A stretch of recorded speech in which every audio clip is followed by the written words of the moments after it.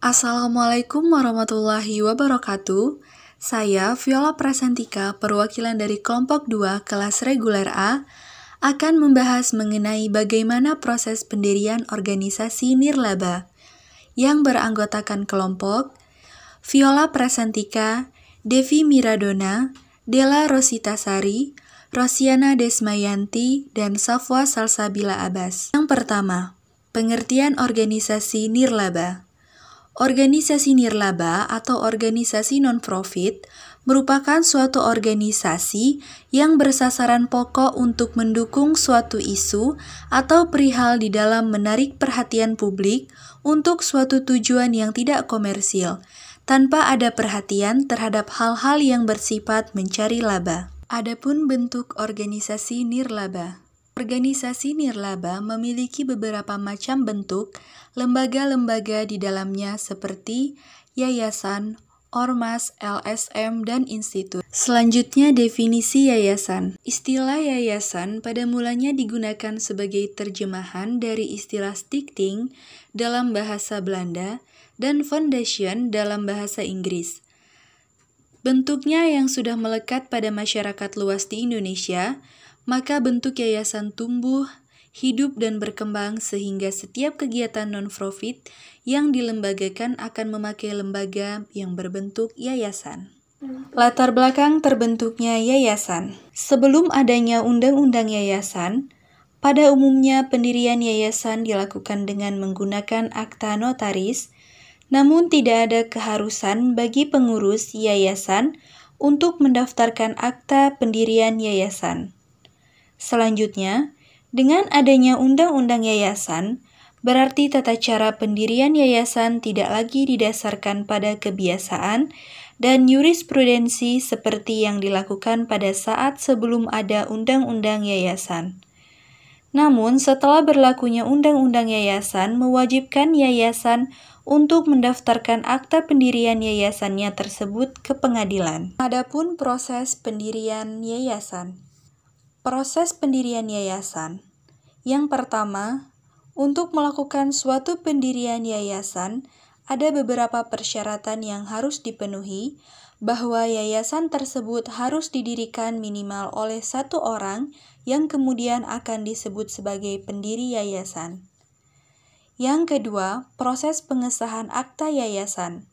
Setelah lahirnya undang-undang yayasan, pengesahan akta pendirian yayasan wajib dilakukan untuk memperoleh status badan hukum. Yang ketiga, proses pengumuman yayasan sebagai badan hukum. Di dalam undang-undang yayasan, pengumuman akta pendirian yayasan yang telah disahkan dilakukan oleh menteri dalam jangka waktu 14 hari terhitung sejak akta pendirian yayasan tersebut disahkan. Selanjutnya, Undang-Undang Yayasan Nomor 28 Tahun 2004, Pasal 1 Ayat 1, dengan tegas menyebutkan bahwa yayasan adalah badan hukum yang terdiri atas kekayaan yang dipisahkan dan diperuntukkan untuk mencapai tujuan tertentu di bidang sosial, keagamaan, dan kemanusiaan. Nah, mengingat pendirian yayasan mempunyai syarat formil, maka status badan hukum yayasan harus dapat diperoleh pada saat akte pendiriannya disahkan oleh Menteri Kehakiman. Pengakuan keberadaan yayasan dalam sebuah undang-undang yayasan adalah dilatar belakangi adanya kekosongan hukum dan mengembalikan fungsi yayasan. Yayasan yang telah didaftarkan di pengadilan negeri dan diumumkan dalam tambahan berita negara atau yang telah didaftarkan di pengadilan negeri dan mempunyai izin melakukan kegiatan dari institusi terkait, tetap diakui sebagai badan hukum dalam jangka waktu paling lambat 3 tahun, terhitung sejak tanggal undang-undang ini mulai berlaku. Selanjutnya, yayasan wajib mewajibkan anggaran dasarnya dengan ketentuan undang-undang. Dapat disimpulkan bahwa yayasan memerlukan dana untuk menjalankan kegiatannya. Jika dana itu semata-mata bersumber dari kekayaan awal, tentu tujuan pendirian yayasan sulit untuk dicapai. Dana yang diperoleh dari kegiatan usaha memang diperlukan untuk mencukupi kebutuhan operasional yayasan dan pengembangan kebutuhan yayasan. Namun, jika kegiatan itu dilakukan atas nama yayasan, maka segala pendapatan yang diperoleh adalah milik yayasan. Begitupun sebaliknya, jika kegiatan itu menimbulkan suatu kewajiban pembayaran, maka hal itu merupakan kewajiban yayasan.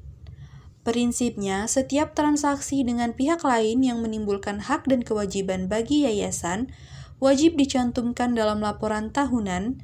Dalam hal ini, yayasan memperoleh bantuan atau sumbangan.